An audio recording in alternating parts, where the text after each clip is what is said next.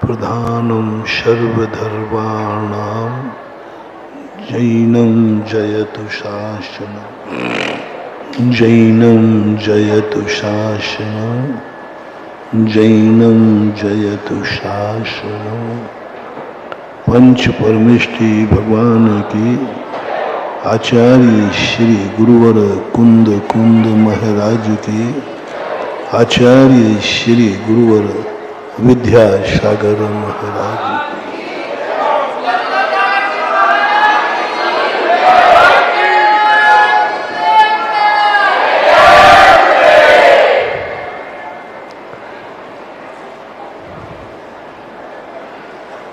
जब व्यक्ति बहुत कुछ पाना चाहता है या कुछ जरूरी वस्तुओं को चाहता है, उसके बिना जब उसका काम नहीं चलता तो उसकी इच्छा होती है कि मैं दूसरों का सहारा ले लूं। पैर टूट गया है तो वॉकर लेना पड़ेगा, बुढ़ापा आया है तो लाठी लेना पड़ेगी, भूख लगी है तो रोटी खाना पड़ेगी, प्यास लगी है तो पानी पीना पड़ेगा, बीमार हो तो दवाई लेना पड़ेगी, असमर्थ हो तो किसी का सहारा लेना पड़ेगा। कल अपन ने समझा था, कई बार मन करता है और हर व्यक्ति चाहता है कि मेरी जिंदगी में कभी किसी का सहारा न लेना पड़े। यहां तक भी हमने सुना है आप लोगों के मुख से, माँ बाप तक कहते हैं, हे भगवान, हे महाराज, मुझे आशीर्वाद दो, मुझे अपने बच्चों का सहारा न लेना पड़े, उनके सहारे पर मेरी वृद्ध अवस्था न हो। कई वृद्ध लोग मैंने कि भैया बेटे का सहारा लेने में क्या बाधा है? बोलो नहीं महाराज, बाप हूं, बेटे का सहारा लेना स्वाभिमान को ठेस पहुंचती है। क्या गजब की बात। एक बाप बेटे का सहारा लेना नहीं चाहता है, हर पिता यही चाहता है मेरी जिंदगी बेटे बहू के सहारे पर ना हो। ये भावना बहुत पवित्र भावना है। ये भावना माता पिताओं में है, ये भावना बेटों में आ जाए, मुझे जिंदगी में अपने माँ बाप का सहारा न लेना पड़े, तो महानुभाव बहुत बड़ा वैभव, बहुत बड़ी शक्ति तुम्हारे पास प्रकट होगी, बड़ा चमत्कार होगा। इसके संबंध में हम विगत दिनों आपको संबोधित कर चुके हैं।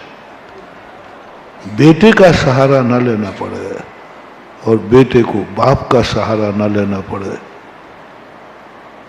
लेकिन क्या करोगे? बाप तो बिना सहारे के फिर भी जी जाएगा, लेकिन प्रकृति ने ऐसे नियम बनाए कि बेटे को तो बचपन में तो सहारा लेना ही, क्या करें, प्रकृति है, बिना उसके चल ही नहीं सकता। हैं कुछ जीव दुनिया में गजब, जो बेटे हैं, माँ बाप हैं, लेकिन माँ बाप का सहारा नहीं लेते। क्या पुण्यात्मा जीव, सबसे बड़ा पुण्यात्मा जीव है वह बेटा जो माँ बाप का सहारा नहीं लेता, नहीं लेना पड़ता। ऐसे दुनिया में बेटे हैं। वे धन्य है माता पिता जिन्होंने जिंदगी में अपने बेटों का सहारा नहीं लेना पड़ा। उससे ज्यादा धन माँ बाप बेटे का सहारा न ले पाए, ये कोई बड़ी बात नहीं है, ये बहुत छोटे से पुण्य में काम चल जाएगा। लेकिन सबसे बड़ा पुण्यात्मा वो है जिस बेटे को माँ बाप का सहारा ना लेना पड़े, ना लेना पड़े। एक जीव है, हजारों जीव, जैसे हमारे यहां भोग भूमि कहते हैं। क्या पुण्यात्मा, भोग भूमि के जीव जन्म लेते हैं, माँ बाप तुरंत मर जाते हैं, छींक और जमाई लेके मर जाते हैं। बेटा माँ बाप के सहारे के बिना स्वयं पलता है, 21 दिन में जवान हो जाता है, अधिकतम 49 दिन में जगन भूमि का जवान हो जाता है, किसी का सहारा लिया ही नहीं। गजब पुण्य है। और ये पुण्य ऐसा पुण्य साधारण बंद नहीं होगा। तुम लोग तो चाहते हो कि हमें माँ बाप का सहारा सदा मिलता रहे, उनकी छाया में हम पलते रहें, उनकी साया रहे। ये पुण्य का उदय नहीं है महानुभाव। ये तुम्हारी औकात दिखा रही है कि तुम बाप के सहारे के बिना पल नहीं सकते, बड़े नहीं हो सकते। पुण्यात्मा तो वो हैं जो माँ बाप से सेवा न कराना पड़े। मैंने एक बार कहा था, जब जब हमें बड़ों से अपनी सेवा कराना पड़े, बड़ों का सहारा लेना पड़े, बड़े हमारे कार्य करें, तो महानुभाव सबसे बड़े संसार के तुम सबसे बड़े पापी हो। संसार का सबसे बड़ा पाप कर्म का उदय इसका है जो अपने पूज्य पुरुषों से सेवा कराता है। हमारे कार्य पूज्य पुरुष करे। रोटी हमें बना खाना है और बना कौन रहा है? मम्मी। ये पुण्य का उदय मत मानना। बहू बेटो, पुण्य का उदय नहीं मानना। बहुओं कान खोल के सुनो, यदि सासू की हाथ की रोटी तुम खा रही हो तो समझ लेना इससे बड़ा पाप कर्म का उदय तुम्हारा हो नहीं सकता। और वो रोटी तुम्हें ऐसा बना देगी, एक दिन तुम खुद रोटी बनाकर खाने लायक नहीं रहोगे, क्योंकि तुमने पूज्य पुरुषों से रोटी बनवाई थी। कपड़े तुम धोते पहनते हो, धोएगी माँ। खर्चा तुम कर दोगे, कमाएगा बाप। रहना तुम्हें है, बनाएगा मकान बाप। गाड़ी में तुम्हें घूमना है और गाड़ी कमा के लाएगा बाप। ये महानुभाव मोटिवेशन ले लेना। जब जब तुम अपने माँ बाप की कमाई का उपयोग करो तो बस मेरा एक पॉइंट ध्यान रखना, इस समय तुम्हारा बहुत बड़े पाप कर्म का उदय है। उदय। खर्चा माँ बाप से मांग रहे हो, खर्चा तुम्हें करना है, पाप कर्म का उदय। उस समय तुम्हारा सारा पुण्य दाव पे लग रहा है। इतना जबरदस्त बिल बनता है, इतना जबरदस्त बिल बनता है कि कहो 6 महीने में तुमने निरंतर पुण्य कमाया हो और एक बार माँ बाप ने तुम्हारा कार्य कर दिया हो, सब पुण्य खत्म हो जाता है। तुम मानते हो इसे अच्छा? बहुएं मानती है कि हमारी सासू बहुत अच्छी है, सुबह तो हम तो लेट सो के उठते, वो चाय बना के दे देती है। सासू के हाथ की चाय, चाय मत मानना, ये जहर है, जहर है, पी मत लेना। हाँ, पी मत लेना। और पीना पड़े कभी बीमारी हाली में तो एक कार्य जरूर करना। हम 2 पैटर्न तुम्हें दे रहे हैं। एक तो निषेधात्मक कि ये कार्य करना ही नहीं, ये भावना हमें करना ही नहीं।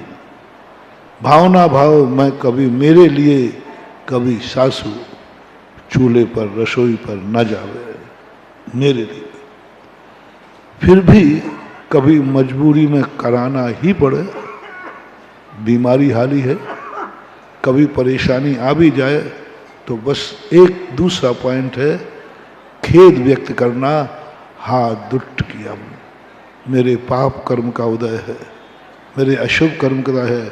हे भगवान, मैंने कौन सा पाप किया जो आज सासू मेरे लिए चाय बना के लाई है, सासू ने मेरे लिए गिलास भर के पानी दिया है, सासू ने मेरे लिए रोटी बना के दिलाई है, XYZ। खेद जरूर कर लेना, सौभाग्य मत मानना, हर्षित मत होना, नहीं तो उस समय ऐसे पाप कर्म का बंध होगा कि तुम बनाने लायक ही नहीं रहोगे, सारी शक्ति भस्म हो जाएगी। अभी बताता हूं विथ उदाहरण, शास्त्र के अनुसार पूरी शक्ति खत्म हो जाएगी। हर्ष नहीं मना, खेद है मुझे, खेद है। छोकरों से मेरा कहना, कभी पिताजी से, कभी माँ से, तुम कपड़े कभी अपनी जिंदगी में बड़े होने के बाद माँ से कपड़े मत धुलवाना, प्रेस मत करवाना, नहीं तो तुम्हें ऐसा कर्मबंध होगा, मुनि बनोगे नहीं और कपड़े पहनने लायक ही नहीं रहोगे, कपड़ा भी नहीं मिलेगा, क्योंकि तुम्हारे कपड़े पहनने के तुमने माँ से धुलवाए थे। या तो ऐसी बीमारी होगी कपड़े नहीं पहन पाओगे, या कपड़े का ही इंतजाम नहीं होगा, क्योंकि तुमने कपड़े माँ से धुलवाए थे, माँ से प्रेस करवाया था। अपने कपड़े माँ से नहीं धुलवाना जब से तुमने होश संभाला है। और महाराज जी, कभी ऐसा करना पड़े तो हर्ष मत बनाना, खेद व्यक्त करना, मैंने कौन सा पाप किया है कि मेरे गंदे कपड़े मेरी माँ धो रही है। पूजनी माँ, पूजनी की सेवा करना है कि पूजनी से सेवा करवाना है? बोलो, पूजनी की सेवा करना चाहिए कि पूजनी से करवाना चाहिए? माँ पूजनी है, वो मेरे कपड़े धो रही, नहीं कराना माँ। और कराना पड़े तो हर्ष मत मनाना, खेद मनाना। हाँ, दुष्ट कह, मेरे लिए बहुत क्या पाप कर्म के उदय हो रहे, मेरे कपड़े माँ धो रही, बीमारी हाली में, मजबूरी में कभी कराना पड़े तो तुम्हारे कमरे की झाड़ू तुम्हारी माँ नहीं लगा देवे। पूजनी माँ को यदि पूजा न कर सको तो उसको झाड़ू वाली मत बना देना, कमरा तुम्हारा है। पूजनी माँ की यदि तुम पूजा न कर सको तो उसे झाड़ू वाली मत बना देना। पूजनी माँ की पूजा न कर सको तो कोई बात नहीं, उसे बर्तन मांजने वाली बनोनी मत बना देना। जूठा तुमने किया है और माँ मांजेगी। धोवन मत बना देना, यदि पूजनी नहीं, पैर नहीं छू सकते हो, पूज नहीं सकते तो धोवन मत बनाना। और कभी बनाना पड़े तो खेद, पश्चाताप, तुरंत कोई ना कोई प्रायश्चित लेना चाहिए, एक माला फेर लेना चाहिए, कोई वस्तु का त्याग कर देना चाहिए।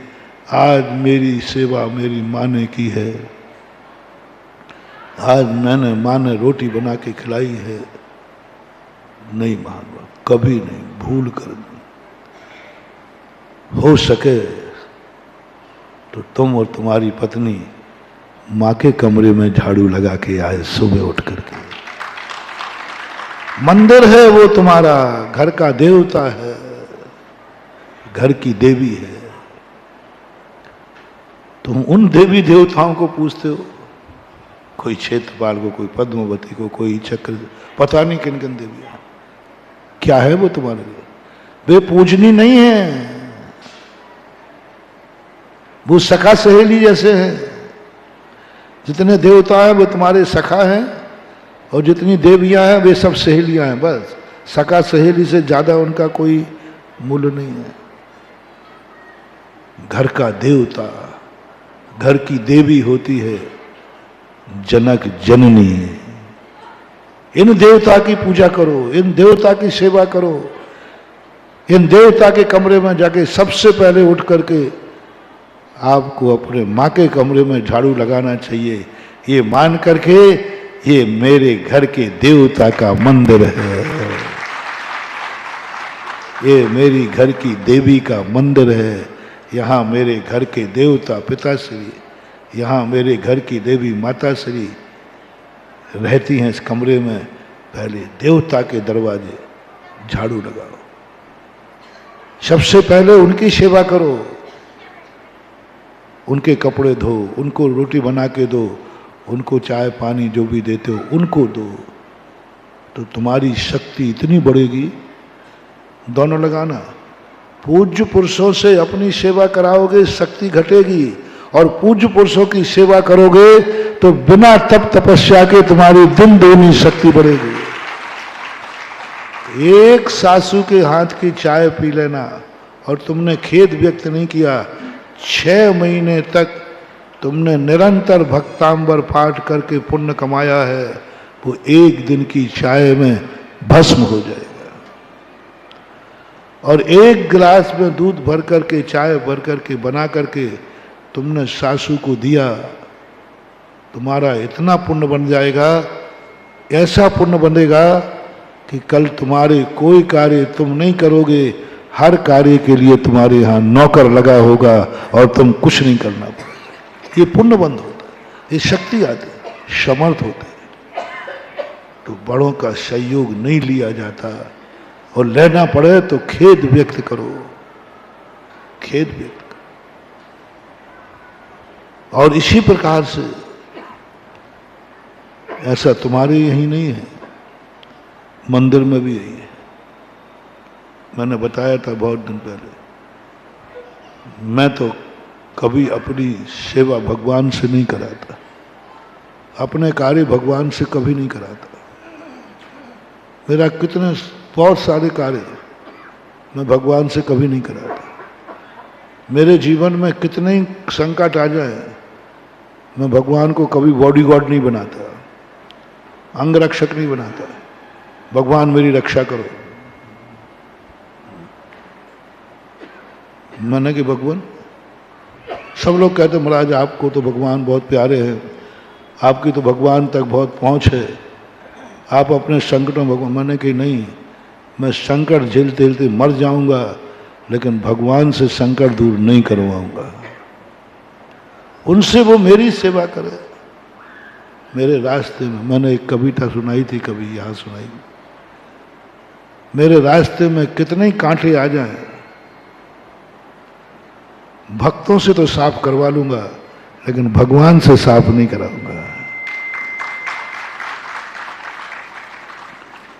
जब मैं रास्ते पे चलूं और कांटे पड़े हों और मेरे भक्त यदि झाड़ू लगा रहे हो तो मैं कहूँगा ठीक कर रहे, बहुत अच्छा है, करना ही चाहिए। और भगवान आ गया, बेटा तू मेरे लिए इतना करता है, मैं तेरे कांटे साफ कर दूं। मैंने कहा भगवान तुम मेरे रास्ते के कांटे दूर मत कर देना, अन्यथा मैं तुमसे नाराज हो जाऊंगा। मैं इतना भाग्यवान नहीं हूं कि तेरे कांटे दूर कर सकूं, तू चले रास्ते में और मैं कांटे दूर कर सकूं, इतना उत्कृष्ट तो मैं नहीं हूं, लेकिन इतना निकृष्ट भी नहीं हूं कि तेरे से मेरे रास्ते के कांटे दूर करा लूं। इतना निकृष्ट भी नहीं हूं, उत्कृष्ट तो नहीं हूं, नहीं कराना। महाराज से तुम्हारे जो कुछ संसार के कार्य हैं, नहीं, तुम महाराज के कार्य करो। महाराज तुम्हारी भावनाएं पूरी नहीं कर रहे हैं, तुम महाराज की भावनाएं पूरी करो, उसका नाम है शिष्य। शिष्य इसलिए नहीं बनाना है कि वो हमारी इच्छाएं पूरी करें, शिष्य इसलिए बनना है कि हम गुरु की हर इच्छा को पूरी करें। और दुनिया किस लिए शिष्य बनती है? जब कोई काम नहीं आएगा तो बाबा काम है। यही तो दुर्योधन था। दुर्योधन ने जितने अपने अपने बड़ों की, गुरुओं की सेवा की, अपनी इच्छा पूरी कराने के लिए की है, और श्री राम ने अपने बड़ों से कभी अपनी इच्छा पूरी नहीं कराई। कितने भी संकट में पड़े रहे, कभी अपने बड़ों को युद्ध में नहीं उतारा। राम युद्ध में रामचंद्र जी के परिवार का कौन बुजुर्ग मरा? रामचंद्र का युद्ध हुआ, बड़े बड़े कौन कौन मरे? एक नहीं मरा, एक नहीं मरा। कोई एक भी, मैंने पूरे लिस्ट उठा के देखी कि राम रावण युद्ध में कितने अयोध्यावासी मारे गए, एक भी नहीं, बड़े एक भी नहीं। और महाभारत में एक बड़ा नहीं बचा, एक बड़ा नहीं बचा, सबको निपटवा दिया दुर्योधन ने। आओ ताश्री पधारिए, गुरु साहब पधारिए, कृपाचार्य पधारिए, कर्ण, सबको लाइन लगा करके निपटा दिया उसने मेरे लिए।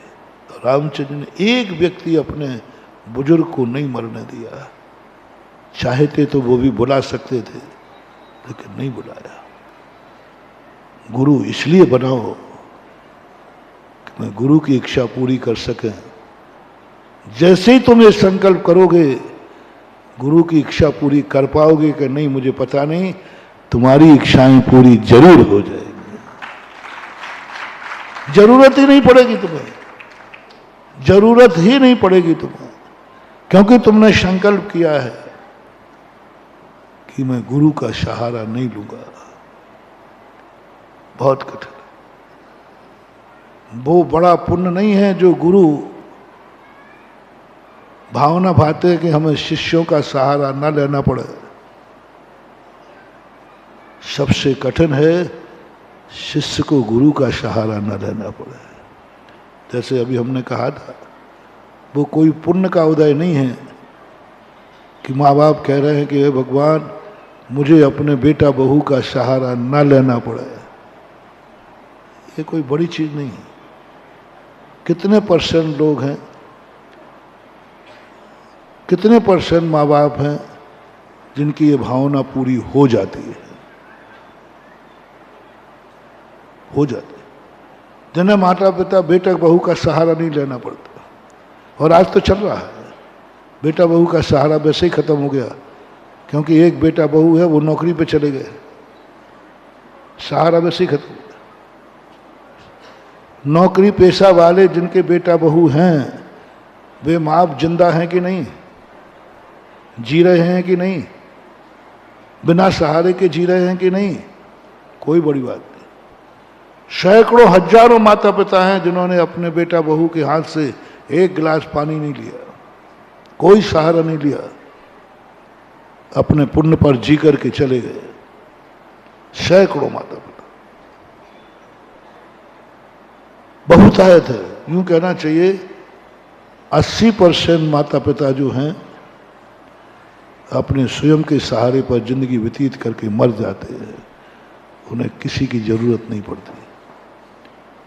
लेकिन अब मैं पूछता हूं बेटों से, कितने बेटे दुनिया में हैं जो माँ बाप के बिना सहारे के जीवित रहे हों, माँ बाप के बिना सहारे के पल गए हों, माँ बाप से सेवा कराए बिना तुम इतने बड़े हो गए हो। कौन है? तो एक है, मैंने जन्म से आज तक अपने माँ बाप से कभी कोई सेवा नहीं कराई। हाथ उठाए।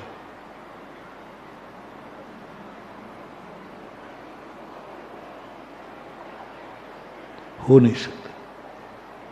यही सबसे बड़ा पाप है। बस इस पाप को धोना है, बाकी सब पाप कोई ज्यादा खतरनाक नहीं है, बिछुड़ जाए। सबसे बड़ा पाप यह है कि भावना भाव कि मेरा ऐसा जन्म हो जिसमें माँ बाप तो हो, उनकी सेवा न लेना पड़े, उनका सहारा नहीं लेना पड़े। पूज्य पुरुषों का सहारा लेना ये पुण्य का उदय नहीं, पाप का उदय है। किनसे पूजा करा रहे हो, किनसे सेवा करा रहे हो? कौन तुम्हारे कपड़े धो रहा है, कौन तुम्हें रोटी बना रहा है? पुण्यवान के पुण्यहीन, अपूज्य के पूज्य। पूजनी का खाओगे, कहां जाओगे? मैं तुमसे पूछता हूं, महाराज के हाथ का बना हुआ भोजन तुम प्रतिदिन कराते हो।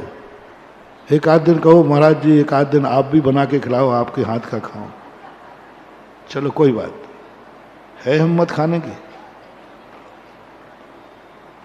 हाँ मैं तो नहीं करूंगा, कोई महाराज कर सकता है। एक महाराज ने एक भक्त को परोस दिया, मैं वहीं था, मैंने कि अब गया ये मरेगा, ये खाने लायक भी नहीं लगेगा, क्योंकि महाराज का परोसा खा लिया। कई लोग महाराज करते हैं, तुम लोगों को शौक होता है महाराज की अंजलि में से भोजन लेना। नहीं महाराज आप तो ले लो और हमें दे देना, ऐसा बीच में चला था। काजू किशमिश वगैरह होता है ना, महाराज ले लो, आप ले लो महाराज, फिर लोग खड़े रहते थे लाइन से, महाराज हमें दे दो, हमें दे दो, हमें दे दो। महानुभाव,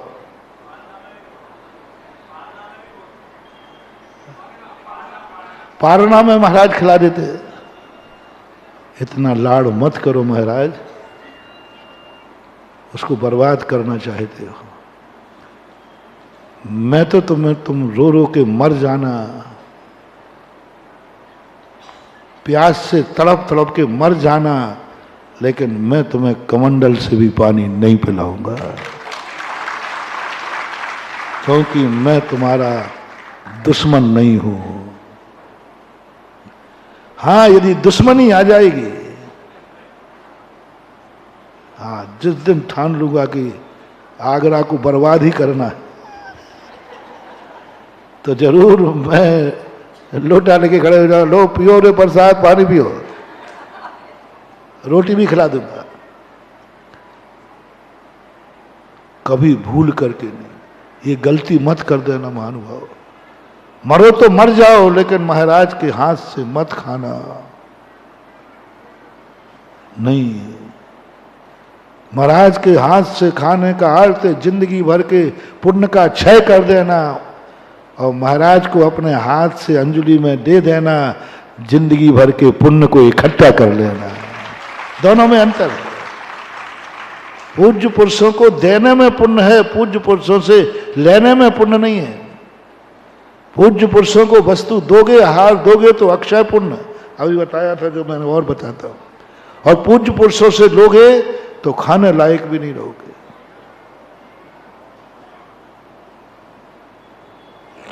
कई बार ये प्रसंग आते, ये प्रसंग आया, बिहार चल रहा है, बच्चा प्यास से तड़प रहा है, बहुत तेज से प्यास लगी उसको। महाराज के कमंडल में पानी है, बच्चा बहुत तड़प रहा है और मांग भी रहा है कि महाराज जी पानी दे दो, आपके कमंडल में पानी है, लेकिन हम पानी नहीं देंगे, नहीं देंगे। बस इतना कहेंगे, कमंडल को छोड़ देंगे, बस कमंडल को छोड़ देंगे, क्योंकि कमंडल में वो वस्तु रखी है जो तुम्हारे प्राण बचा सकती है। हम कमंडल को छोड़ देंगे, आप उठा के पी लो, आप लोग उठा के पिला दो, हम नहीं देंगे। एक बार नैनागिर में हुआ, गर्मी का समय था, बहुत पहले की 82 की घटना। तालाब के बीच में एक मंदिर है, वहीं पूरा संघ रात्रि विश्राम करता है। एक व्यक्ति पता नहीं कहाँ से राहगीर अपने बच्चे को लेकर के वहाँ आ गया, रात के 9-10 बजे होंगे, कहीं से सफ़र कर, पानी मांग रहा है। तालाब का पानी पीने लायक नहीं रहता, पानी दे दो, पानी दे दो। और कोई था नहीं, ब्रह्मचारी लोग भी वहाँ थे नहीं उस समय, और हम ही लोग थे। तो हमें उस समय क्षुल्लक थे हम लोग, अब वो बहुत जोर से महाराज पानी दे दो, महाराज जी कोई पानी कमंडल का ही दे दो। बच्चा बोल, हम लोग जैसे उठे दयालु थे, आचार्य से कहा नहीं, उसको कमंडल दे दो, कमंडल छोड़ दो वहीं पे, कह दो उससे कि वो अपने हाथ से कमंडल से ले ले वे। उसके साथ बुजुर्ग थे, उन्होंने कमंडल से बच्चे को पिलाया। अब उन्होंने सुबह पूछा महाराज जी हम लोग देते? बोले नहीं, तुम नहीं दे सकते हो, वो तुम्हारे कमंडल से ले सकता है। तुम्हें दान का निषेध है। मुनि महाराज दान नहीं दे सकते, अपनी अंजलि का भी नहीं दे सकते, अपनी कोई भी वस्तु नहीं दे सकते जो उनको दान में दान का दान नहीं होता है। तुम्हें दिए, कोई क्लेम कर सकता है। मान लीजिए हमने पानी दिया, किसी को पिला दिया, तो चौका वाला कहेगा वो जो जिसको पिलाया वो उसका दुश्मन था। बोले महाराज जी मैंने कमंडल पानी आपको दिया था, आपने उसको क्यों दिया? आपके लिए दिया था, आपकी शुद्धि को दिया था, आपने उसको दिया। बोलो उसका क्लेम करना सही है कि नहीं? महाराज के काम आएगा तो ज्यादा पुण्य होगा कि वो कमंडल का पानी किसी गृहस्थ के काम आया तो ज्यादा पुण्य बंद होगा? बनिया होशियार है श्रावक, बोलो किसमें पुण्य ज्यादा है? मुनि महाराज के हाथ धोने में काम आए तो श्रावक को उसका भी पुण्य लगता है, और गृहस्थ के पीने के भी काम आ जाए तो उसे कोई पुण्य नहीं लगता है, क्योंकि महाराज का हाथ धोना भी, ओहो महाराज ने हाथ धोए हैं स्वाध्याय करेंगे, महाराज ने हाथ धोए हैं सामायिक करेंगे, महाराज ने हाथ धोए हैं आशीर्वाद देंगे, कितने पुण्य के कार्य करेंगे। महाराज के कमंडल में शुद्धि का पानी देना भी पुण्य का कारण है, क्योंकि वो सब पुण्य क्रिया के लिए प्रयोग करेंगे। कमंडल में पानी देना और वही पानी गृहस्थ का उपयोग करेगा, कितना अंतर आएगा। आहार देने में पुण्य नहीं है महानुभाव, दान का पैसा देने में पुण्य नहीं है, उस दान का उपयोग क्या हुआ है, क्या उपयोग हुआ? लाखों करोड़ों का बारातियों को खिलाते हो, पुण्य नहीं, वे खा के क्या करते हैं? और तुम्हारे महाराज खा के क्या करते हैं? बस उसका पुण्य है। दी हुई वस्तु का उपयोग क्या है? हम नहीं दे सकते। हमने जल का अपमान किया है, हमने दाता का अपमान किया है, और दाता के पुण्य में बट्टा लगाया है, और हमने गृहस्थ को पानी पिला दिया है। वो पानी पी के क्या करेगा? और महाराज हाथ धो के भी क्या करेंगे? दोनों में अंतर समझना। अर्थ क्रिया, वो गृहस्थ रायगीर पानी पीकर क्या करेगा, और महाराज हाथ धो करके भी क्या करेंगे? वो पानी पी के क्या करेगा तुम्हें सब मालूम, और महाराज हाथ धो करके भी कोई पवित्र ही कार्य करेंगे। तो तुम्हें कितना घाटा किया है तुमने, नहीं दे सकते। वो लेने की परंपरा चली थी, अंजलि में दे दो, ले महानुभाव भूखे मर जाना, लेकिन कभी महाराज के हाथ का एक दाना भी मत खा लेना, एक बूंद पानी भी मत पी लेना। पूज्य पुरुषों से अपने उपभोग की वस्तु नहीं, पूज्य पुरुषों से नहीं। पूज्य पुरुषों को दोगे, आजकल बहुत चल रही है, महाराजों से कोई सामान लेना, पेन दे दो, पेंसिल दे दो, कॉपी दे दो। आजकल साधु डायरियां बांट रहे हैं, आजकल साधु क्या क्या बांट रहे हैं। हाँ, कई साधु दवाई की पुड़ियाएं बांट रहे हैं। हाँ, कोई पुड़िया बांट रहा है, कोई भैंस ले क्या बोलते हो, हाँ तो बांध देंगे, ब्रासलेट बांट रहे हैं। ये सब तुम्हारे मीत नहीं है रे, ये तुम्हारे पूर्व भाव के दुश्मन हैं जो तुम्हें बर्बाद करना चाह रहे हैं। बर्बादी दुश्मन बन के ही नहीं की जाती है, कूटनीति है इस कर्मों की। एक बार मैंने सुनाया था, अपना बन करके भी बर्बाद किया जा सकता है, अपना बनकर बर्बाद किया जाता, दुश्मन बन के ही नहीं किया जाता। एक कहानी सुनाई थी हमने, तुम समझते हो कि द्वेष ही दुश्मनी का कारण है? राग भी। एक पड़ोसी मरने लगा, उसने कहा मरने के बाद पड़ोसी निश्चिंत हो जाएगा। उसने तपस्या की, माला फेरी और देवता से वरदान मांगा कि मैं पड़ोसी के यहाँ पैदा हो जाऊं। देवता कहता है तेरा पड़ोसी, तेरा तो जन्मजात बैरी है। बोले साहब आप बहस मत करो, आप तो वरदान दीजिए। देवता ने सोचा शायद जिंदगी भर बैर साधा है, तो अब ये पश्चाताप करना चाहता है उसका बेटा बनकर। बोले साहब बेटा ही नहीं बनना, एक और सुन लीजिए, इकलौता बेटा हूं। देवता कहता है इकलौता, अच्छा इसलिए जिससे प्यार बट नहीं पाए। अब देवता तो पॉजिटिव सोचे। साहब एक बात और है, मैं मर के पड़ोसी के बेटा हूं और इकलौता रहूं, दूसरा बेटा नहीं होना चाहिए, और जवान होके मैं मर जाऊं। अब देव का दिमाग खराब कि तीसरा क्यों? बोले साहब बहस नहीं, आप वरदान दीजिए। देवता को बड़ा ताज्जुब हुआ है, दे दिया वरदान। बेटा हुआ, जवान हुआ, इकलौता हुआ, जवान होके मर गया। बहुत करोड़पति था वो। करोड़पति बाप का एक ही बेटा हो और वो जवान होके मर जाए, तो बताओ तुम्हें कैसा लगेगा? है जवान में, जवानी में मर जाए पड़ोसी के बेटा, पागल हो गया। सेठ पागल हो गया, कपड़े फाड़ने लगा, मिट्टी खाने लगा, सड़क पे उतर आया। देवता तो इंतजार में ही था उस जीव को जो मर गया था। उस जीव से जाके पूछा कि भाई मुझे रास्ता बता दे। बोले अभी तक अकल नहीं आई तुम्हें, देवता हो करके? मैं लाख उपाय करता, उसकी ये दुर्दशा नहीं कर सकता था। दुश्मन बन के जो मैंने बेटा बन के उसकी दुर्दशा कर दी, देखा आज पागल कर दिया। आज करोड़ों की संपत्ति होकर मिट्टी खा रहा है। ये दुश्मनी भजाने का सबसे अच्छा तरीका, कूटनीतिक तरीका। बेटा बन करके उसको पागल कर दिया, दरिद्र कर दिया, रोड पर ला दिया। दुश्मनी का काम क्या है? दुश्मन को रोड पर ला देना। वो दुश्मनी से तो ला नहीं सकता था, रोड पर ला दिया।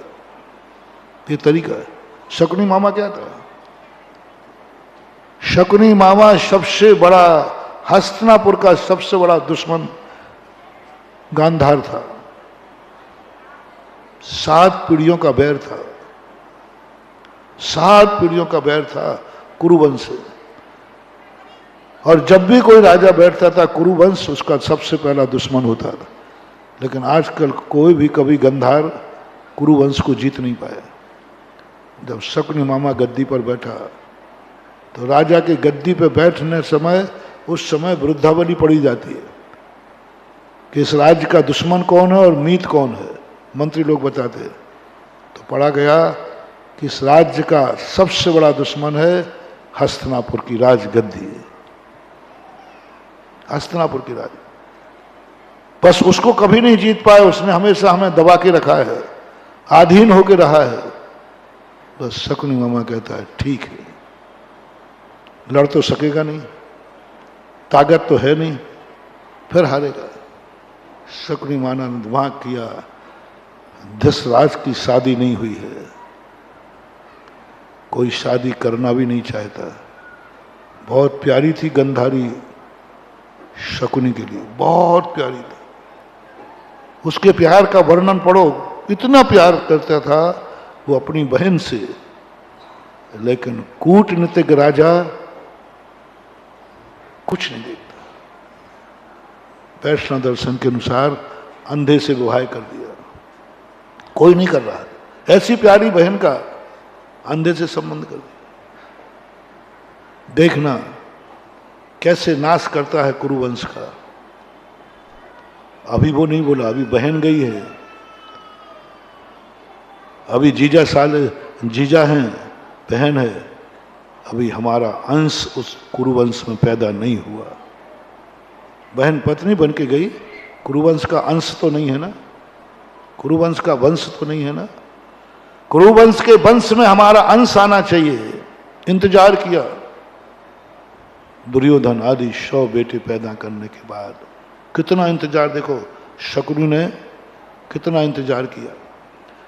जब भांजे हो गए, अब इसमें हमारा अंश चला गया, यानी गंधारी से पैदा हुए, उनको अपने कब्जे में लिया और कब्जे में लेकर के जो संस्कार दिए,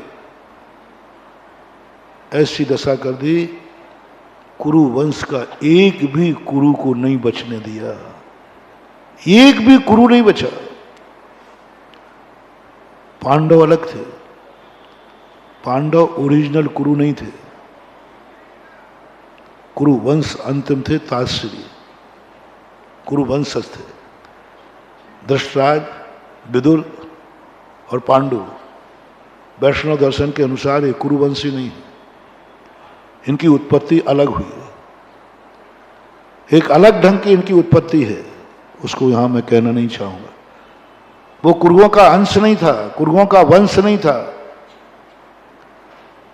वो जो उनकी उत्पत्ति हुई, उनके उत्पत्ति की प्रोसेस बड़ी विचित्र है, वो वह वंश था। अंतिम कुरु तो ताश्री थे, और पूरे कुरु वंश को युद्ध में ऐसा विपरीत किया, ऐसा विपरीत किया, दुर्योधन को पक्ष में लेकर पूरे कुरु वंश का नाश हो गया। और अंत में जब शकुनी मामा मरा, उस समय कहता है, हे मूर्ख कुरुओं, तुम क्या जान रहे थे कि मैं तुम्हारा मामा हूं? मैं इस कुरु वंश का दुश्मन गंधार नरेश हूं। और उसने अपने पूर्वजों को नमस्कार किया मरते समय कि हे पूर्वज, आप लोगों का जो 7 पीढ़ियों का बैरी था, आज मैंने उस वंश का समूल नाश कर दिया और मर गया। कूटनीति ये कहलाती है। कर्म भी महानुभाव बहुत कूटनीतिक है, बहुत कूटनीतिक है। ये ऐसा कूटनीतिक है, पता नहीं किस भेष में ये बदला लेने के लिए आ जाए, बाप बन के आ जाए, मामा बन के आ जाए, साला बन के आ जाए, बेटा बन के आ जाए, कुछ नहीं कह सकते किस भेष में आ जाए। ये जब तुम्हारे लिए जिंदगी में अधूरा छोड़ के मर जाते हैं, ये महानुभाव मीत नहीं है, पूर्व भाव के बैरी हैं।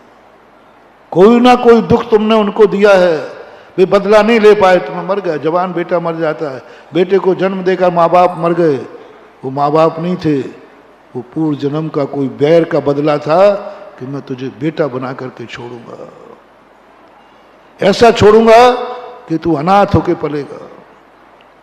वो माँ बाप ने पूर्व भाव का बैर का बदला, उनको भी मालूम नहीं है, माँ बाप को कर्म सेटिंग करता है कि तुम्हारा उस जीव से बैर है और तुम बैर का बदला नहीं ले पाए, एक ही तरीका है, वो तुम्हारा बेटा हो जाए और तुम मर जाना, दूसरों के जूठन पे पलेगा, बदला चुक जाएगा। पति मर जाता है, पत्नी विधवा हो जाती है, क्या है, क्या तमाशा है? कुछ नहीं महानुभाव, पूर्व भाव का कोई बैर था, बोले ऐसे नहीं भजाऊंगा। जब बैर बढ़ाना पड़ता है ना, पहले तुझे पत्नी बनाऊंगा और ऐसी उम्र में मरूंगा जिस समय तू कहीं की भी नहीं रहेगी। ये कर्म के द्वारा सेटिंग किया हुआ कोई बैर का बदला था, तो उसने पति बनकर तुम्हें विधवा बना करके छुड़ा दिया। अब छड़पते रहो जिंदगी भर। श्री पद्म पुराण पूज्यवर रवि शयनाचार्य महाराज जब अंजना को विद्रोह में गए पवनंजय, वो घटना पूरी नहीं सुना रहा हूं, उस समय शादी के पहले विद्रोह हो गया था। शादी के पहले ही पवनंजय ने अंजना को अपनी दृष्टि से उतार दिया था। चाहते तो वो शादी तोड़ सकते थे, कैंसिल कर सकते थे, वो घटना ही ऐसी थी, कोई भी कर देगा। लेकिन पवनंजय ने कहा नहीं, अभी यदि मैं छोड़ दूंगा तो इसकी दूसरी शादी हो जाएगी। कोई अभी शादी हुई तो थोड़ी, सगाई भी नहीं हुई थी अभी, तो उसके पहले ही घटना घट गई। वो झकोरे मकोरे से पूरी कहानी में टाइम लग जाएगा, भाव पक्ष छूट जाएगा। पर अभी यदि मैंने इसकी सगाई मतलब कैंसिल कर दिया है तो अभी दूसरी शादी हो गई, दूसरा राजकुमार मिल जाएगा। नहीं, इसको तो दुख ही देना है, और दुख जब दूंगा जब मैं विवाह करूंगा। विवाह द्वेष भाव से हुआ, कसाय भाव से हुआ, और विवाह कर लिया, 7 फेरे पढ़ लिए, और यही नहीं छोड़ा। ससुराल में जब प्रवेश होना था, दरवाजे पर जैसे ही वधू प्रवेश होना था, उसी समय पवनंजय कहता है मैं अपनी पत्नी का परित्याग करता हूं। अब बोलो, कहीं का नहीं छोड़ा, कहीं का नहीं छोड़ा। ये है बैर। ये कर्म की सेटिंग देखो, कहां अंजना को लाए, कहां पवनंजय को लाए, कहां पवनंजय का दिमाग खराब किया और परित्यक्ता बना दिया। जिन जिन के कारणों से तुम्हें दुख उठाना पड़े, महानुभाव, ये मत समझना कि ये तुम्हारा मीत था। यह भी हो सकता है वो तुम्हारा दुश्मन था जो तुम्हें दुखी करके चला गया। परसों मैंने कहा था कि ये मत समझना कि कोई व्यक्ति बीमार हो जाता है, घर में कोई व्यक्ति लाखों रुपया लगवाने के बाद मर जाता है। अरे भाई, पहले ही मर जाता है। लाखों बर्बाद के, मकान बिक गया, जायदाद बिक गई, जेवर बिक गया, कर्जा हो गया, तब मरा। वो पहले कैसे मर जाता था? उसको तुमसे कर्जा लेना था और किसी का देना था, वो सारा दिलवा भी करके फिर मरा। वो एक नियम है, कर्म सिद्धांत है। तुम्हारे सब बर्बाद कर गया और मर गया अंत। अरे पहले ही मर जाते तो कम से कम कर्जा तो नहीं होता। कितने लोग अपने व्यक्ति की दवाई कराते कराते कर्जे में हो जाते कि नहीं, और मर भी जाता है, वो कर्जा था। अब ये बात तुम समझ नहीं पाओगे। तुम्हें द्वेष की बात पता है कि दुश्मन द्वेष के रूप में आता है, और कर्म सिद्धांत कहता है नहीं, दुश्मन कभी राग के रूप में आता है। वामी के सांप से तो फिर भी बच सकते हो, आस्तीन के सांप से बचना सांप दोनों है। अपना बन करके, रागी बन करके, परम रागी बन करके, परम प्रिय बन करके तुम समझ ही नहीं पाओगे। तुम तो समझोगे कि हमें इतना चाहता था और तुम्हें विधवा करके चला गया। तुम तो समझो नहीं, मुझे तो बहुत चाहता था, मेरे बिना वो रहता ही नहीं था। तुम्हें लग रहा है कि बहुत रागी था। कर्म सिद्धांत कहता है नहीं, वो तुम्हारे पूर्व भाव का दुश्मन था जो तुम्हें ऐसी दशा में छोड़ के मरेगा कि तुम जिंदगी भर रोते रहना। सावधान, कहीं प्यार दुश्मनी का रूप न ले लेवे, कहीं राग दुश्मनी का रूप न ले लेवे। इतने रागी मत हो जाना कि कोई तुम्हें बीच में छोड़ के पड़े तो तुम आत्महत्या कर लो, दुश्मन सफल हो जाएगा। वो चाहिए रहा था। इसलिए जैनागम कहता है इतना राग मत करो कि जिसके वियोग में तुम्हारे आंसू न रुकें, जिसके वियोग में तुम्हारा भोजन पानी छूट जाए, जिसके वियोग में तुम्हारे लिए जीना मुश्किल हो जाए। इतना राग मत करो, क्योंकि हो सकता है वह दुश्मन तुम्हारे लिए इसलिए आया हो कि तुम्हें जिंदगी भर रुलाना है, तो वो तो पास हो गया, तुम हार गए। इसलिए ऐसे लोग जब मरे तो इतना ही राग करो कि ठीक है, इतना ही सहयोग था, चला गया, मैं रोने वाला नहीं हूं रे दुश्मन, तेरी योजना सफल नहीं होने दूंगा। वो कहेगा अरे ये तो रो ही नहीं रहा, ये तो रो ही नहीं रही है, दुश्मन को कष्ट होगा।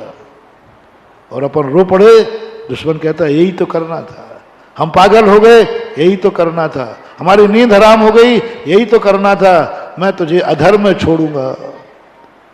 जब भी किसी भी आत्मीय जन से मोटिवेशन सूत्र बनाए, जब भी किसी आत्मीय जन से तुम्हें उसके वियोग का दुख हो या वो तुम्हें दुख देवे, निश्चित समझना पूर्व भाव का ये बैरी है। नियम से सैकड़ों उदाहरण शास्त्रों में पड़े पड़े, शणक का उठा के देख लीजिए।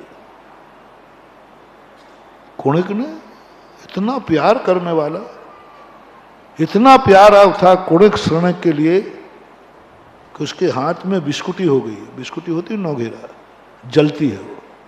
तो राजा शरणक पीप से भरे हुए अंगूठे को जलन होती थी तो मुंह में रखे रहता था, मुंह में रखने से थोड़ी सी शांति मिलती, इतना चाहता था। उसी बेटे ने कुणक को बंदी, शरणक को बंदी बना करके जेल में डाल दिया, जेल में डाल दिया।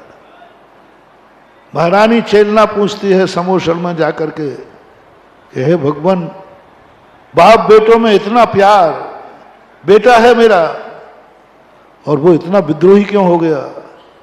तो महावीर स्वामी कहते हैं, तुम समझ रही हो कि ये बेटा है, बेटा नहीं है, पूर्व भव का बैरी है। तुमने उसको दुखी किया था, इसलिए आज वो तुम्हें दुखी कर रहा है। पूरी कहानी है, कभी और देखेंगे कि पूर्व भव का बैरी था वो, पूर्व भव का निदान बंद किया था। पूर्व भव में इसने तो राजा शरणक के जीव ने उस जीव को दुखी किया था।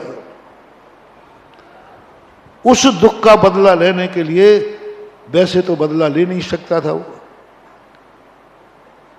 क्योंकि राजा है, वैसे बदला ले नहीं सकता था क्योंकि बहुत बड़ा बिंबिसार बहुत बड़ा राजा था, शक्तिशाली राजा था, कोई कुछ नहीं बिगाड़ सकता था। तो कर्म ने सेटिंग की कि एक तरीका है, ये राजा ने तुम्हें दुखी दिया है ना, और ये बलवान है, तुम कुछ नहीं बिगाड़ पाओगे। कर्म कहता मैं सेटिंग करता हूँ, मैं तुम्हें इनका बेटा बनाता हूँ, और बेटा लाडला बेटा बनाता हूँ, और लाडला बेटा बन करके तेरे हाथ में जैसे ही शक्ति आएगी तो उठा के इसको जेल में डाल देना। अपन समझ रहे हैं कि ये बेटा ऐसा क्यों निकला, वो बेटा था ही नहीं, पूर्व भव का बैरी था जो बदला लेने के लिए बेटा बना। सैकड़ों उदाहरण पृथ्वी को भरे पड़े, बदला लेने के लिए बेटा बना। कहते हैं ना, किसी को मिटाने के लिए कई बार उसका खुद का विश्वास जीतो, इतना विश्वास जीत लो, इतना विश्वास जीत लो। फॉर एग्जाम्पल फिरोजाबाद, छदामी लाल,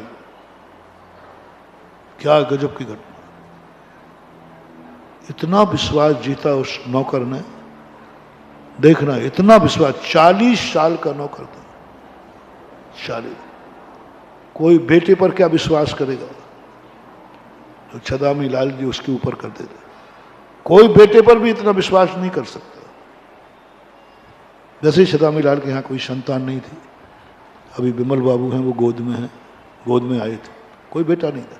उनका बेटा वो नौकर था, सब सामान तिजोरी पिजोरी सब, एक भी चीज उससे छुपी नहीं थी, और 40 साल का विश्वास नहीं था।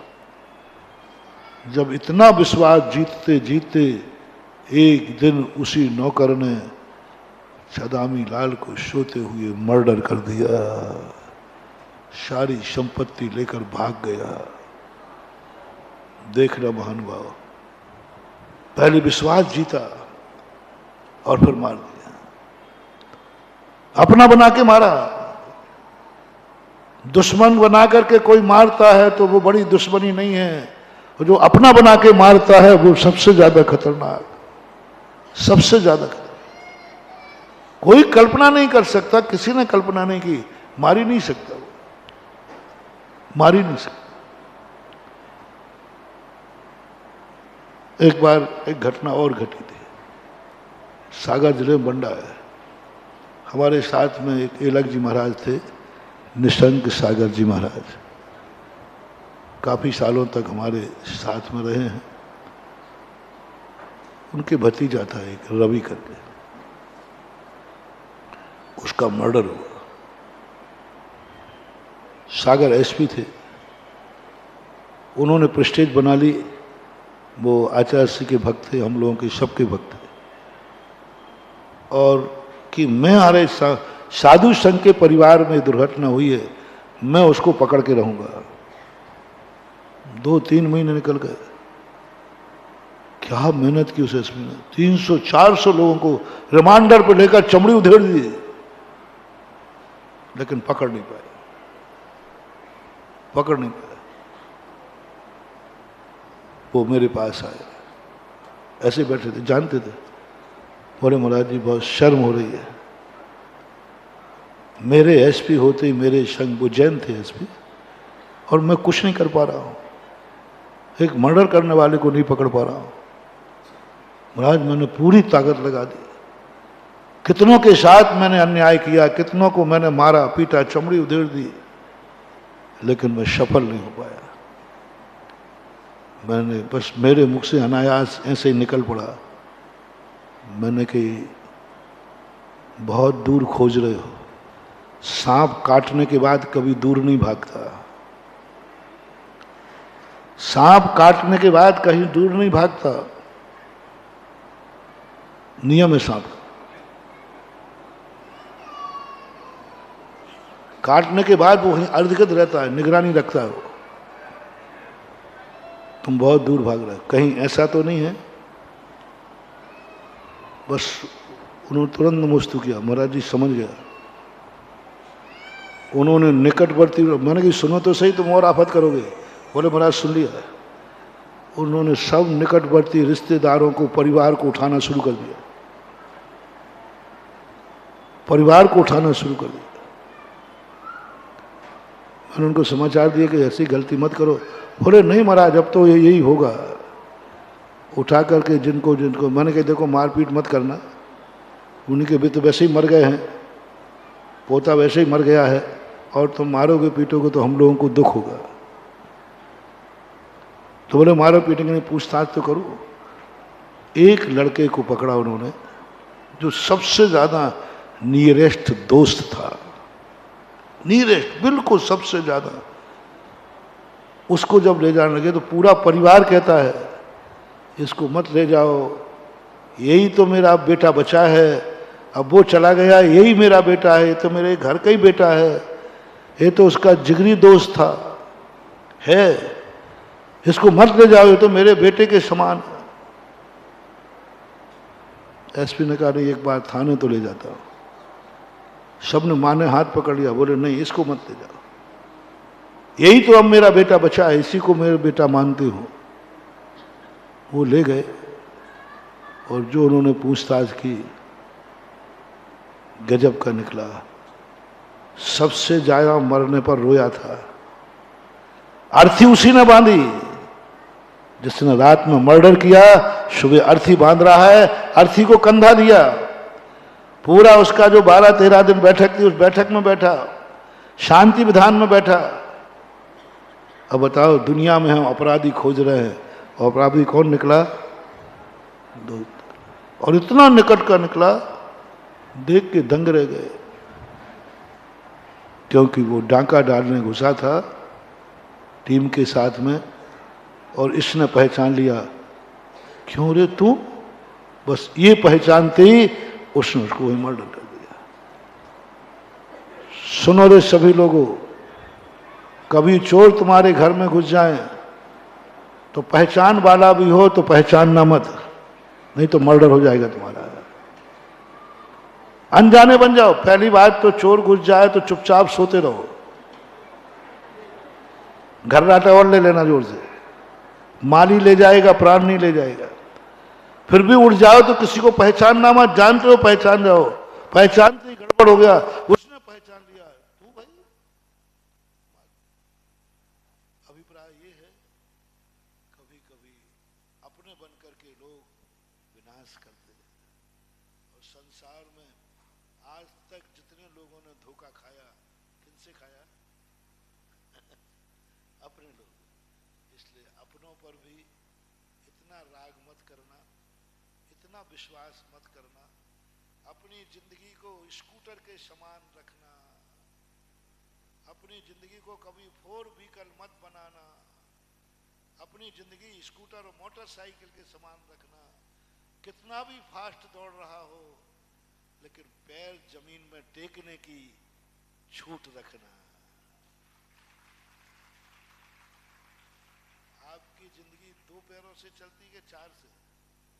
तो बस 2 ही पैरों से चलना। 2 पैर से चलने वाला कितनी भी गाड़ी हो, अंत में गिरने से कौन बचाता है? 2 पैर की गाड़ी कभी तुम्हारे पैर ही बचाते हैं। कितने भी तुम्हारे दुनिया में विश्वसनीय हो जाए, कितना भी तुम्हारा परिवार बड़ा हो जाए, लेकिन इतना विश्वास मत करना कि तुम जमीन पर पैर टेकना भी छोड़ दो। कम से कम इतना अपने जमीन पर, इतनी अपनी शक्ति रखना कि अपने पैर जमीन पर टेक सको। निश्चिंत नहीं होना, कोई भी क्यों ना हो, कोई भी व्यक्ति है किसी भी भेष में आ सकता है। और चोर और पापी बुरे भेष में नहीं आते, अच्छे भेष में आते। चोर कोई चोर के भेष में नहीं आता है, अच्छे भेष में आता है। पुलिस के भेष में आएगा। रावण सीता के पास किस भेष में आया था? रावण के भेष में? रावण के भेष में नहीं, साधु के भेष में आया। पापी हमेशा ऐसा भेष धारण करेगा जो भेष तुम्हें प्रिय है, जो भेष को तुम चाहते हो, जो भेष तुम्हारे लिए बहुत अच्छा है, उस भेष में हमेशा पापी आता है। उस भेष में हमेशा कर्म आता है। कर्म कभी दुर्गति करने के लिए पुण्य के रूप में आता है। मैं इस पर प्रवचन दे चुका हूं। हे पुण्य के दीवानों, हे धन दौलत के दीवानों, सावधान, कहीं तुम्हारा बैरी पुण्य के रूप में तो नहीं आया है। रावण का पुण्य बैरी बन के आया था। सोने की लंका नहीं आई थी, नरक का इंतजाम करने आई थी। पुण्य का उदय, सबसे ज्यादा पुण्य का उदय रावण का था। वो इसको पुण्य का उदय मान रहा था, नहीं, वो कर्म बैरी उसको नरक की तैयारी करा रहा था।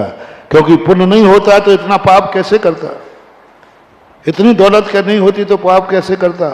सावधान, जब तुम्हारे पुण्य का कर्म का उदय हो, मत मानना कि तुम्हारा अच्छा दिन आने वाला है। सावधान, पुण्य कहीं तुम्हारा एक बदला लेने के लिए तो नहीं आया है। भयवारम परिग्रहत्वम नारकस्य ईशाह, कहीं नरक भेजने के तो नहीं आया है। पापानुबंधी पुण्य तो नहीं है। इसलिए हम सदा आप लोगों से कहते हैं, अपने पुण्य के उदय में कभी पाप मत करना। पुण्य के उदय में नहीं करना महानुभाव। जब तुम्हारा पुण्य का उदय, अच्छा दिन चल रहा हो, उस दिन पापियों के साथ नहीं, पाप स्थान पर नहीं, पाप के लिए नहीं, क्योंकि हमारा पुण्य का उदय है। आज मेरे सुख का दिन है। मैं आप लोगों को रोकता हूं तो मैं तुम्हारा कोई दुश्मन नहीं हूं कि तुम्हारे जन्मदिन पर, तुम्हारी शादी की सालगिरह पर, तुम्हारे अच्छे दिन पर तुम्हें मौज मस्ती करने से रोक रहा हूं, तुम्हें ऐशो आराम करने से रोक रहा हूं, तुम्हें गार्डन में जाने से रोक रहा हूं। क्यों? क्या मैं तुम्हारा दुश्मन हूं? नहीं महानुभाव, मुझे एक ही डर है, कहीं ये पुण्य पापानुबंधी तो नहीं है। कहीं ये जो आज सुख का दिन आया है, कहीं ये सुख का दिन बदला लेने के लिए तो नहीं आया है कि आज तुझे सुखी करता हूं और भेजता हूं तुझे होटल पर, गार्डन में, और वहां ऐसा पाप करूंगा कि पूरी जिंदगी भर रोता रहेगा। एक दिन का सुख, वो सुख तुम्हारे लिए दुश्मन बन के आया है। मोटिवेशन, जब जब तुम्हें पुण्य कर्म के उदय में पाप करने का भाव आवे, सावधान, ये पुण्य नहीं, ये पुण्य तुम्हारा बैरी है, कर्म ने सेटिंग की है। जब जब जिस जिस चीज पर पुण्य के उदय में पाप करने का भाव आवे, बचे हुए पैसे से पाप मत करना, बचे हुए समय से पाप मत करना। फॉर एग्जाम्पल, आपके पास 1 लाख रुपया बचा है, वो पाप, वो है खतरनाक। जो खर्चा पानी में आया, खर्च हो गया, उससे कोई फर्क नहीं पड़ता। जो 1 लाख रुपया बचा है, अब ये निर्णय करेगा कि तुम्हारा 1 लाख तुम्हारे हित के लिए आया है कि तुम्हारे मिटाने के लिए आया। 1 लाख रुपया आपका बचा, बोलो पुण्य से बचा कि पाप से? पुण्य। तुम बहुत पुण्यात्मा जी। कितने लोग हैं जो अपने खर्चा भी नहीं निकाल पा रहे हैं, और तुम वो पुण्यात्मा हो कि खर्च करने के बाद भी 1 लाख रुपया बचा, पुण्य के उदय से बचा है। अब सावधान, हम उस 1 लाख को बचाना चाह रहे हैं। ये दान की परंपरा वो नहीं है कि तुम भूखों मार करके दान दिलाओ। ये दान की परंपरा वो नहीं है कि तुम्हारे बच्चे भूखे मरे, पड़े नहीं मरे। तुम तो यहाँ दान दो, कलश बैठा लो, शांति धारा लो, पंडाल बनाओ, चतुर्मास करो, पंचकर्मा कराओ, मंदिर बनाओ, चाहे तुम भूखे मरो तो मर जाओ। जैन दर्शन इतना निर्दयी नहीं है कि तुम्हें और तुम्हारे बच्चों को भूखा मारकर, तुम्हें घर के खर्च चलाने के लिए पैसा नहीं है और हम यहाँ तुम्हें दान दें। जैन दर्शन किसी का खून नहीं चूसता है। मैंने देखा, दान भूखे मर करके दान नहीं देना। हम दान लेते समय हमें अतिथि संभवाग कहा है, आधा उसके लिए छोड़ के आओ। पूज्यवर धर्म सागर जी महाराज थे, उनके भक्त बड़े विश्वसनीय थे। वे चौके में जाकर पूरा सामान देखते थे। चौके में अंदर जाकर पूरी हंडी दिखाओ, पूरी हंडी दिखाओ कितना बनाया है। रोटियां देखते थे, जेंट कितनी रोटी है बताओ। भात की तवेली देखेंगे, सब चीज देखते थे। लोगों को अच्छा नहीं लगता था। एक दिन लोगों ने पूछा, महाराज जी अच्छा नहीं लगता? बोले अच्छा नहीं लगता? मैं मालूम किस लिए देखता हूं, कहीं ऐसा ना लगे कि कोई अच्छी चीज हो मैं पूरी ले लूं और तुझे खाने ही नहीं बचे।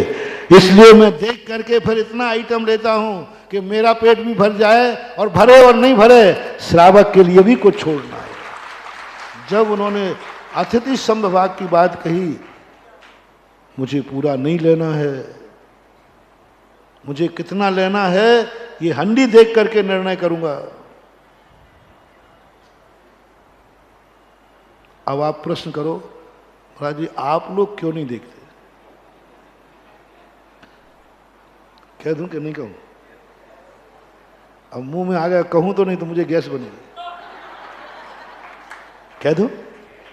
मुझे मालूम है हमारे भक्त इतने बदमाश हैं कि वो अपने लायक पहले ही से बचा के रख लेते और कुछ खा के रख लेते।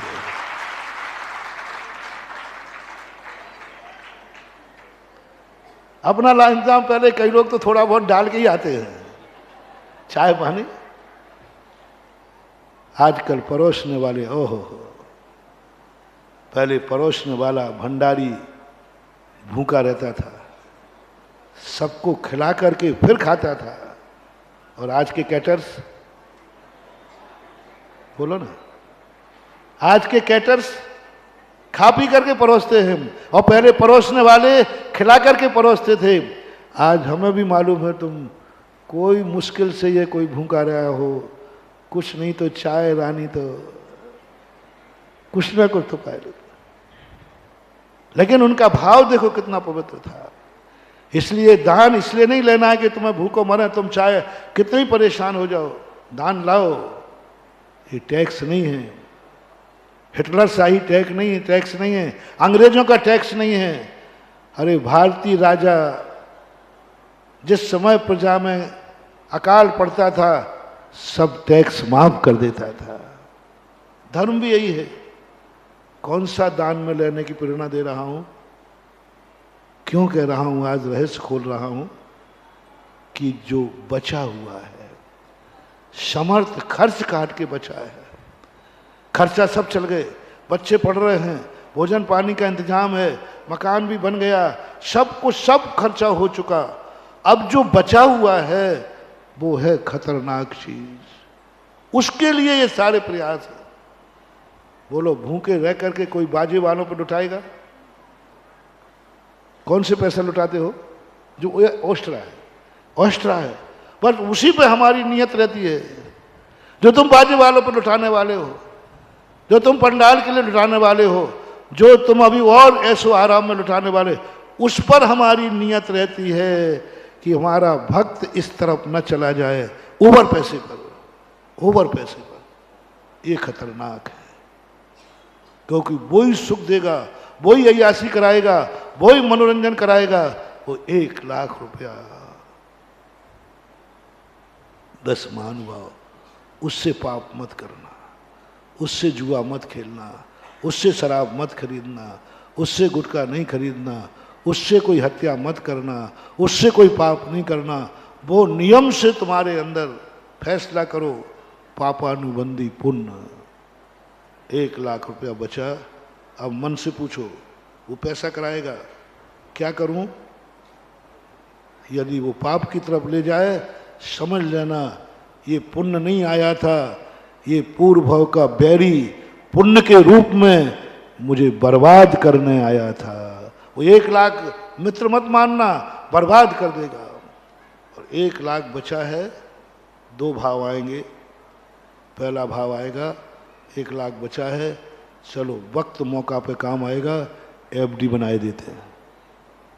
दूसरा व्यक्ति आएगा, दूसरा मन आएगा, क्या रखना है एफडी के लिए,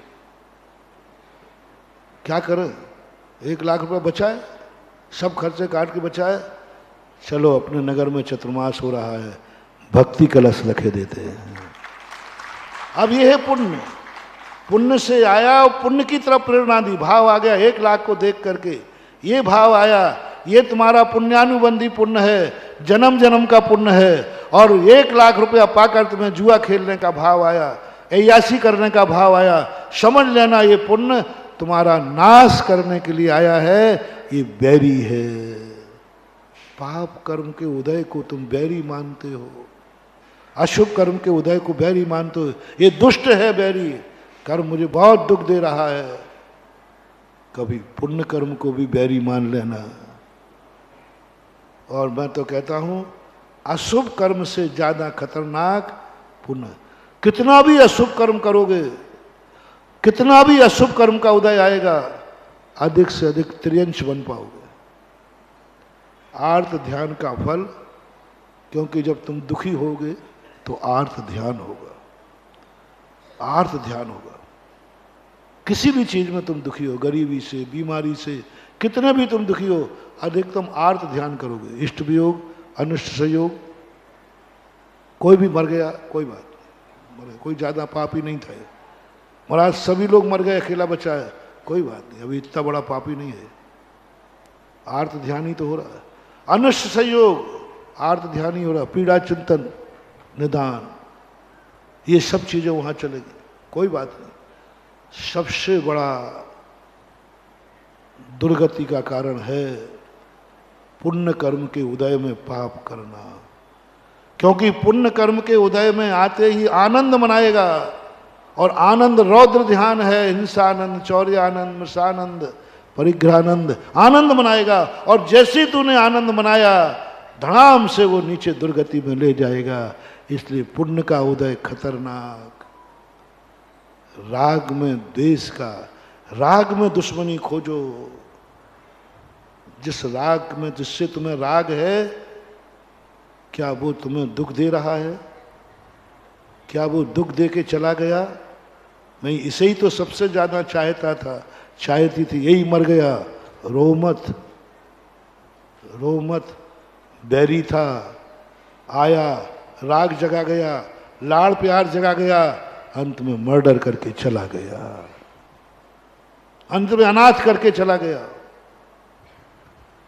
अनाथ करके चला गया। पहले राग पैदा किया, फिर रुला के चला गया और दुखी करके चला गया, और ऐसा दुखी कर गया जिसका कोई उपाय नहीं है।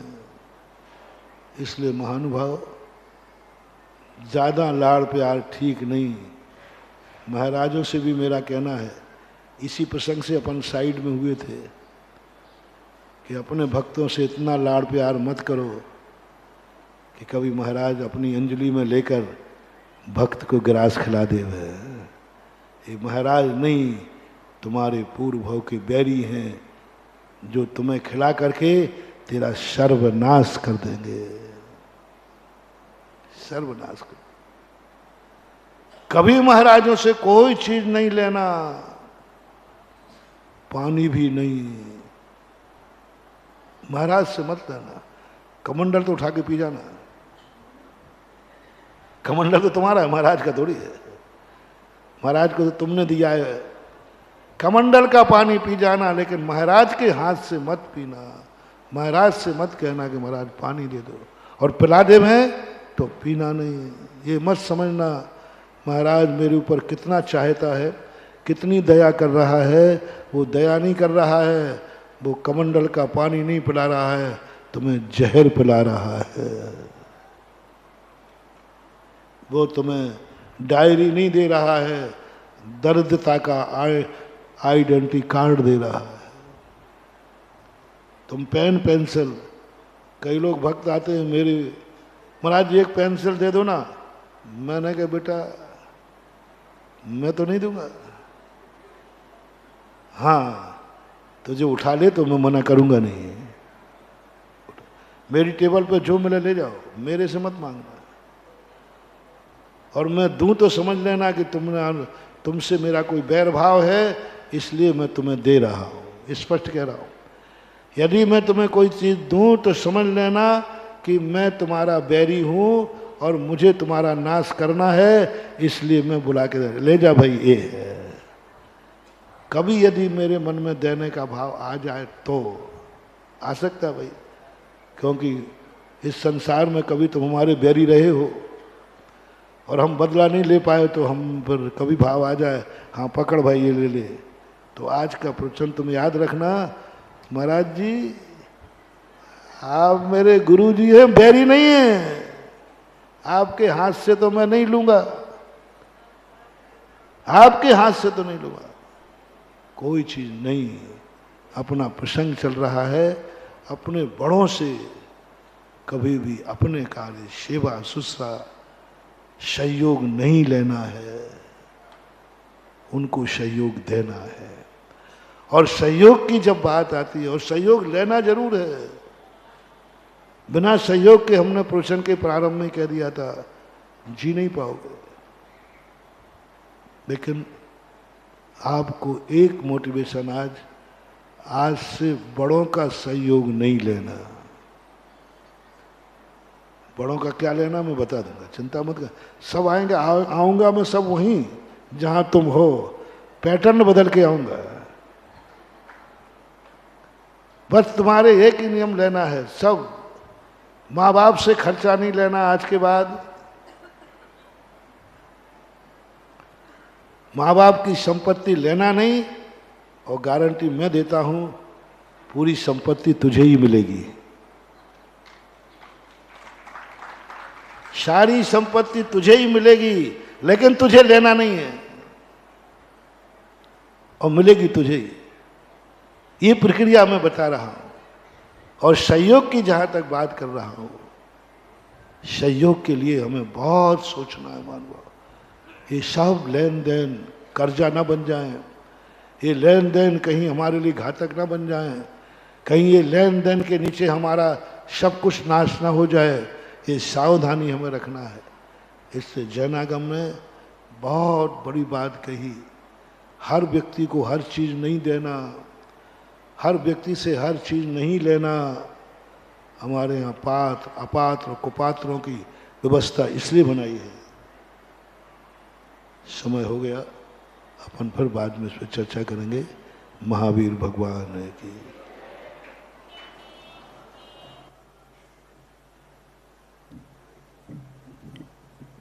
बोले। परम पूज मुनि श्री सुधा सागर जी महाराज की जय।